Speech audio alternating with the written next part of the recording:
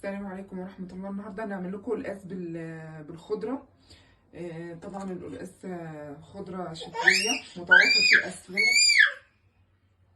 متوفر في الأسواق طبعا بكثرة.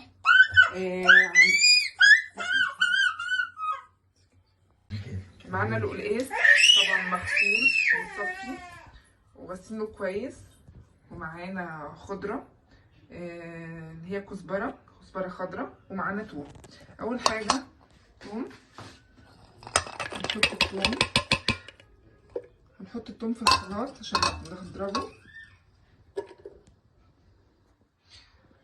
طبعا احنا معانا الخضرة هنقطعها، نقطع الخضرة في الخلاط. انا طبعا ضربت التوم اهو زي ما انتم شايفين. هنحط طبعا في الشفشق بتاع الخلاط وهنضربه مع التوم. هضربهم في الخلاط وارجع لكم تاني بس عشان الصوت ما يزعجكمش. معانا القلقاس طبعا انا غسلاه كويس جدا ومصفياه. معانا شوربه فراخ. انا طبعا بسيب الفراخ تستوي في قلب القلقاس لان انا عايزاها تاخد من طعم الخضره تبقى حلوه قوي. هنحط القلقاس على الشوربه زي ما انتم شايفين، وهبدا هسيبهم يغلوا مع الفراخ عشان تبقى طعم الفراخ واخده من طعم الصوص اللي انا هحطه ان شاء الله للخضره ده. فهياخد قلبه وهنرجع لكم تاني.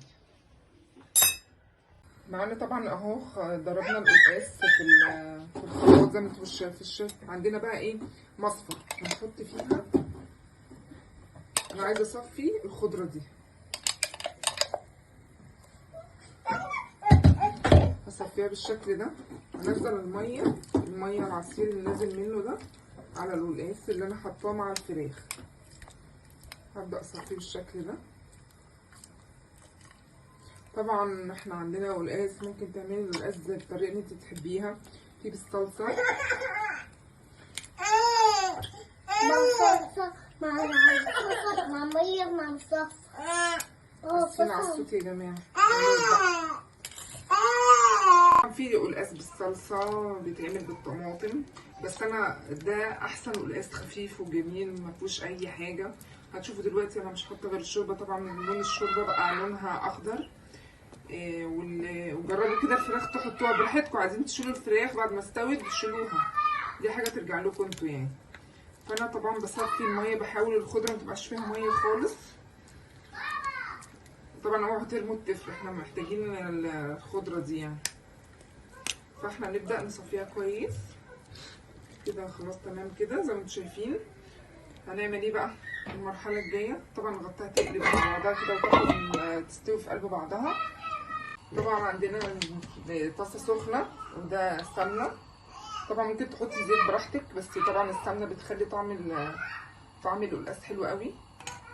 طبعا لو عندك كزبره ناشفه، انا طبعا حطيت كزبره خضراء في موجوده معايا، لو عندك ناشفه حطي برضه. فنجيب التفل نحطه الخضره اللي انا شفتها. طبعا هسيب السمنه تسخن بس شويه. هننزل الخضره اللي احنا صفيناها.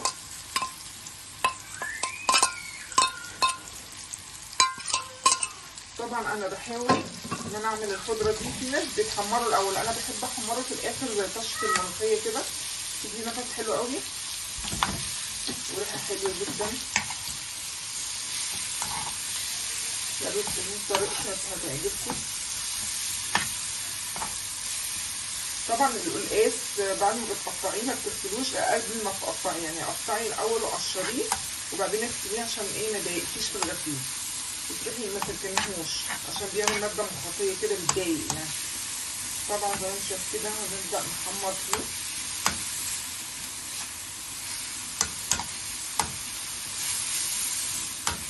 طبعا هي كده بتتحمر. ومعانا دلوقتي برضو القلقاس زي ما انتم شايفين بيغلي في قلب الشوربه. زي ما انتم شايفين شكله حلو جدا وطعمه هيبقى جميل. طبعا اهو قدامنا القلقاس بيغلي اهو. بعد ما حمرنا الخضره هنحطها طبعا على القلقاس. طبعا ريحتها تجنن زي طريقه الملوخيه بالظبط. نحطها عليها بالشكل ده.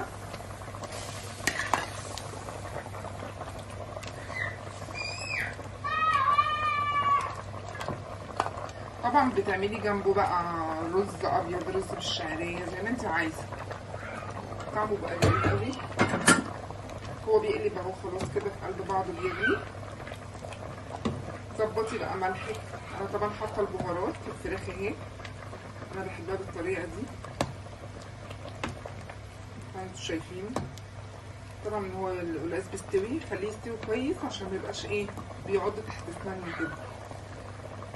هو بالشكل كده. هو طبعا ايه هيستوي وهدفع عليه وهغلفلكوه. طبعا انا هعمل مع رز مسلوق، هوريكم برضه طريقه الرز المسلوق الصحي عشان الاطفال ونشيل منه اي نشا بره ويعجبكم يعني، واطفالكم يحبوه. فاصل ونواصل. هنعمل الرز الابيض جنب القلقاس. ده رز مغسول ومتنشف، وعندنا ميه بتجلي حاطه فيها ملح. هنحط الرز.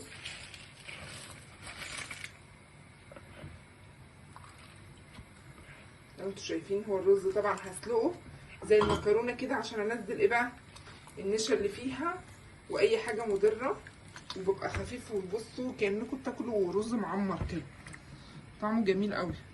وبصوا لو عندكم بقى اطفال زي كده هيعجبهم كتير.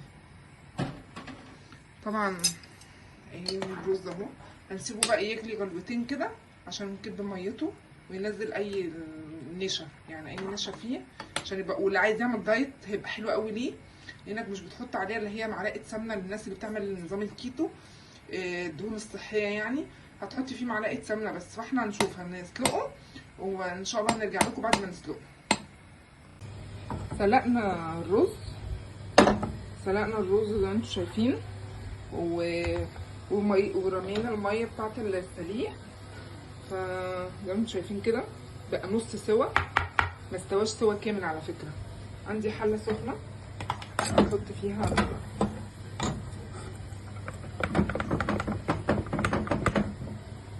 الرز المسلوق ده زي ما انتم شايفين كده. هنجيب شويه ميه صغيرين، نص كوبايه ميه كده. هو خلاص اصلا يعني يعتبر مستوي. طبعا هنحط ملحنا يعتبر اسمه رز مبسوس، كانوا بيعملوه اجدادنا زمان. طبعا طعمه حلو وجميل.